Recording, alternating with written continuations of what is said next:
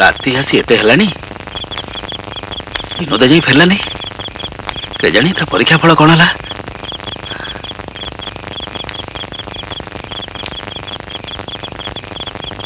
भाई भाई अरे विनोद अरे कौन हला भाई मु फर्स्ट क्लास फास्ट हेची सते।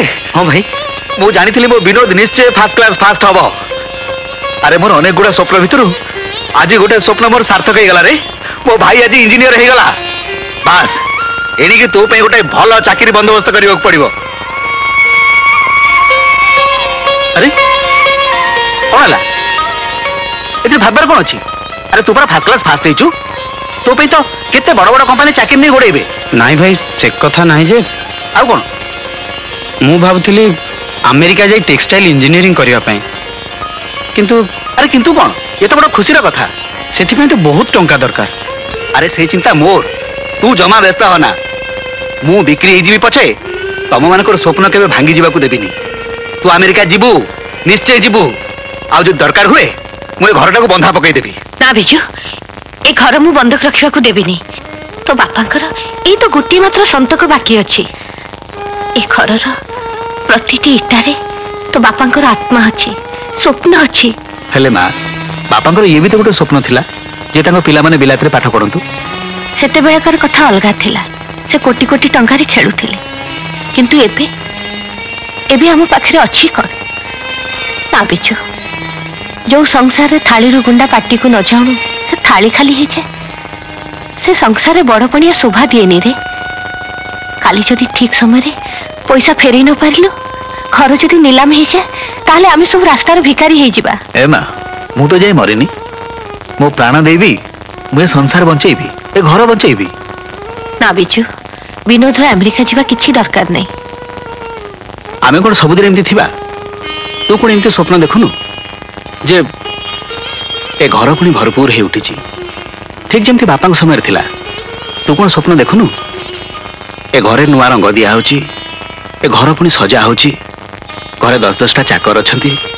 अनु रोषे घरे काम करनी विकास और विनोदर बाहागर हो जाइछि। तो सेवा करबा पे सुंदरिया बहु सब आछंती। ज्योतिर बाहागर होछि मिनी आउट को कॉलेज रे पाठ पढुचंती। तू आम लुगा सिलाई करनु आ मु मो फैक्ट्री दायित्व मो भाई मान हाथ में छाड़ी दे घरे बसी गोड़ उपरे गोड़ पकई आराम रे गपुची। कहलु तू कौन एमती स्वप्न देखुनु। देखुची रे देखुची हेले पिछु सबु स्वप्न सत हुएनी रे। सत हब माँ ए स्वप्न निश्चय सत हब खाली विनोद को अमेरिका पठेबा को हब बास। माँ ठीक अच्छी तू जदि ठीक भावुचु सेया कर मु दस्खत कर देबी। विजय बाबू ये संतकटा ठीक अच्छी ना ये पेपर बोले कागज पत्र रे भूल भाल थबो बोले विजय बाबू।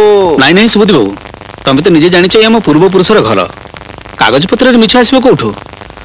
तमें जो कागज मते देइथिलो सेतरे मो मां को दस्खत करे आनिछि आ तमें जदि कहबो मु निजे दस्खत कर देबी। आ विजय बाबू आपण भी पेपर संतकटा कर दिए।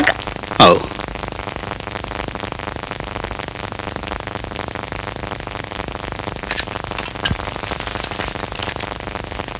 गोटे कथा मन रख विजय बाबू 3 वर्ष भितर आमर सुदटा मूलटा न पाइबे बोले घरटा को सम्मान नीलाम कर देबे का। नाई सुबुद्धि बाबू तमें से चिंता करनी मु जीवन दे परिश्रम करी आ तुम ऋण सुझी देवी से दायित्व मोर। ए निया 3 लाख अच्छी आ भाई को सम्मान करी अमेरिका पठे दियो है।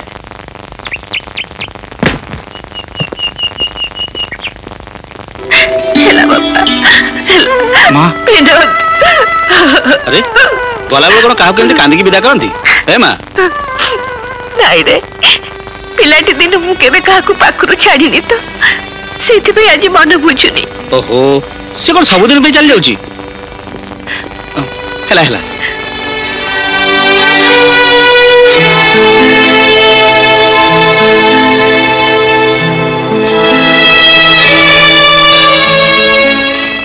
पगला कांचु कहीं ना छी तुम्हें मु तो कांदुनी এইটা মতো তো আখিরে লুহ। ଭାଇ ଭାଇ ୟାକୁ ଖାଇଦେଲ। ଇଏ କ'ଣ ଭାଉଜ? ଦହି ଯିଏ ଦହି ଖାଇ ଘର ଛାଡେ ସେ ପୁଣି ଘରକୁ ଫେରି ଆସେ, ତାର କୌଣସି ଅମଙ୍ଗଳ ହୁଏନି। ନିଅ। ଚାଲ ଚାଲ। ଭାଇ କ'ଣ କିରେ? ଆମେରିକା ତ ଯାଉଛ, ଟିକେ ହଲିଉଡ ଯାଇ ସେଠି ଷ୍ଟିଭେନ୍ ସ୍ପିଲବର୍ଗ ଆଉ ଡେଭିଡ୍ ଲିଞ୍ଚଙ୍କୁ ଦେଖା କରି ମୋର ଫଟୋଟା ଦେଇଦେବ। ସେଇଟା ତ ଆଗ। You know there is no fun in doing all these Indian masala movies. I want to be an international star. ଚପ ସବୁବେଳେ ଖାଲି ଫିଲ୍ମ। ଚାଲ। ଠିକ୍ ଅଛି ଯେତେ ଥଟା କରୁଛ କରିଥା, ଯୋଉଦିନ କଳାକାର ସୁପରଷ୍ଟାର ହେଇଯିବ ସେଦିନ ସବୁ ଖୋଜୁଥିବ ଆଉ ମୁଁ ଆକାଶରେ ଉଡୁଥିବି। ରାତି ଆସି ଏତେ ହେଲାଣି, ବିନୋଦ ଯାଇ ଫେରିଲାନି। କେଜାଣି ତା ପରୀକ୍ଷା ଫଳ କ'ଣ ହେଲା।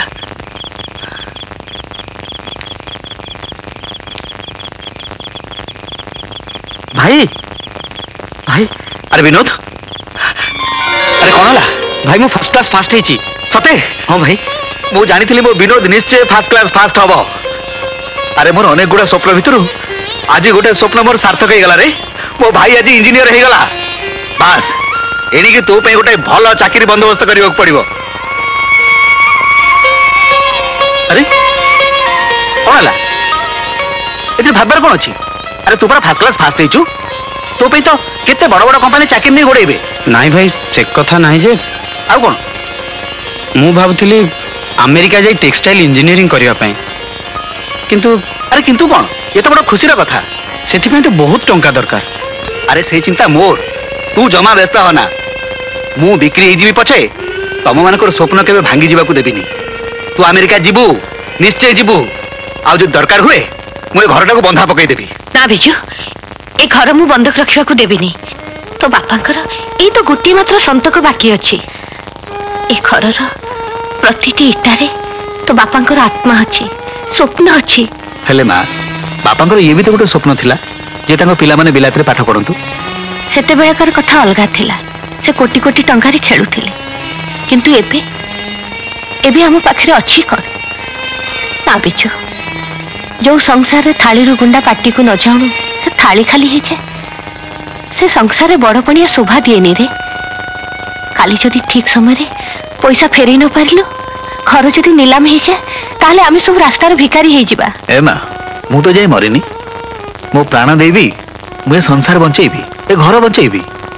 ନା ବିଜୁ, ବିନୋଦର ଆମେରିକା ଯିବା କିଛି ଦରକାର ନାହିଁ। ଆମେ କ'ଣ ସବୁଦିନ ଏମିତି ଥିବା? ତୁ କ'ଣ ଏମିତି ସ୍ୱପ୍ନ ଦେଖୁନୁ ଯେ ଏ ଘର ପୁଣି ଭରପୁର ହେଇ ଉଠିଛି, ଠିକ୍ ଯେମିତି ବାପାଙ୍କ ସମୟରେ ଥିଲା। ତୁ କ'ଣ ସ୍ୱପ୍ନ ଦେଖୁନୁ ଏ ଘରେ ନୂଆ ରଙ୍ଗ ଦିଆହେଉଛି, ଏ ଘର ପୁଣି ସଜା ହେଉଛି, ଘରେ 10-10ଟା ଚାକର ଅଛନ୍ତି। ଅନୁ ଆଉ ରୋଷେଇ ଘରେ କାମ କରୁନି। ବିକାଶ ଆଉ ବିନୋଦର ବାହାଘର ହେଇଯାଇଛି। ତୋ ସେବା କରିବା ପାଇଁ ସୁନ୍ଦରିଆ ବୋହୂ ସବୁ ଆସିଛନ୍ତି। ଜ୍ୟୋତିର ବାହାଘର ହେଉଛି। ମିନି ଆଉ ଟୁକୁ କଲେଜରେ ପାଠ ପଢୁଛନ୍ତି। ତୁ ଆଉ ଆମ ଲୁଗା ସିଲେଇ କରୁନୁ, ଆଉ ମୁଁ ମୋ ଫ୍ୟାକ୍ଟ୍ରିର ଦାୟିତ୍ୱ ମୋ ଭାଇମାନଙ୍କ ହାତରେ ଛାଡ଼ି ଦେଇ ଘରେ ବସି ଗୋଡ଼ ଉପରେ ଗୋଡ଼ ପକେଇ ଆରାମରେ ଗପୁଛି। କହିଲୁ, ତୁ କ'ଣ ଏମିତି ସ୍ୱପ୍ନ ଦେଖୁନୁ? ଦେଖୁଛି ରେ, ଦେଖୁଛି। ହେଲେ ବିଜୁ, ସବୁ ସ୍ୱପ୍ନ ସତ ହୁଏନି ରେ। ସତ ହବ ମା, ଏ ସ୍ୱପ୍ନ ନିଶ୍ଚୟ ସତ ହବ। ଖାଲି ବିନୋଦକୁ ଆମେରିକା ପଠେଇବାକୁ ହବ, ବାସ୍। ମା ଠିକ୍ ଅଛି, ତୁ ଯଦି ଠିକ୍ ଭାବୁଛୁ ସେୟା କର। ମୁଁ ଦସ୍ତଖତ କରିଦେବି।